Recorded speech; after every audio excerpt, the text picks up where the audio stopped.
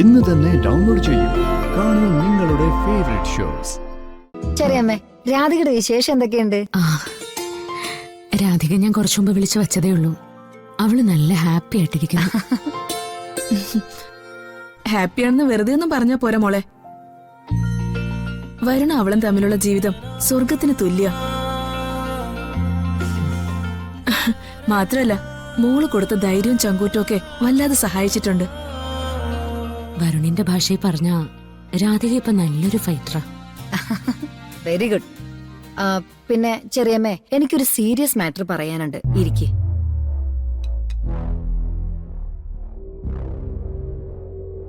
ഒട്ടും പ്രതീക്ഷിക്കാത്ത ഒരു ട്വിസ്റ്റ് ഉണ്ട്. പ്രിയങ്ക കൊലക്കേസ് ഒന്ന് റീഓപ്പൺ ചെയ്യാനുള്ള ശ്രമം നടക്കുന്നുണ്ട്. റീഓപ്പൺ ചെയ്യാനോ? എന്നുവെച്ചാ ചില കേസുകളിൽ അങ്ങനെ നടക്കാറുണ്ട്.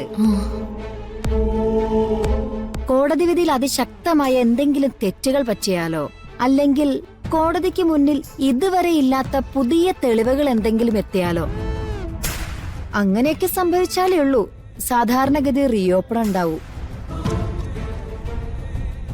എനിവേ, ചന്ദ്രശേഖരന്റെ അഡ്വക്കേറ്റ് നന്നായി സ്വാധീനിച്ചിട്ടുണ്ട്. മോളെ,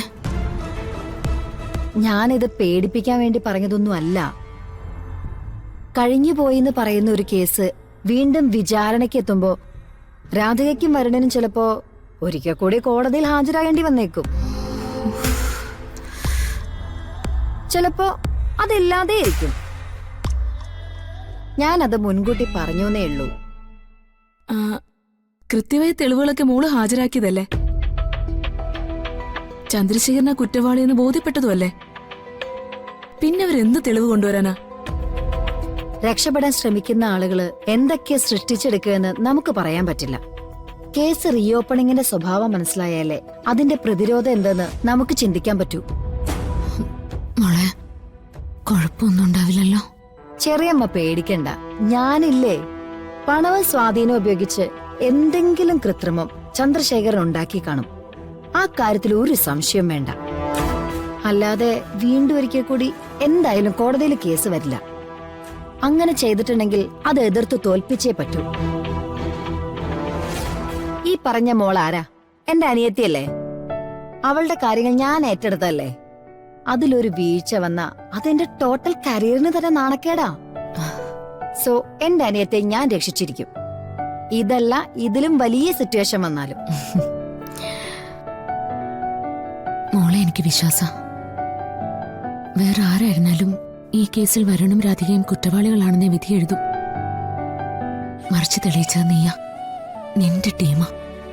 എന്നാ ഓക്കെ, ഞാൻ അപ്പൊ ചെന്നിട്ടെ ഇതിന്റെ ബാക്കി കാര്യങ്ങളൊക്കെ ഒന്ന് അന്വേഷിക്കട്ടെ.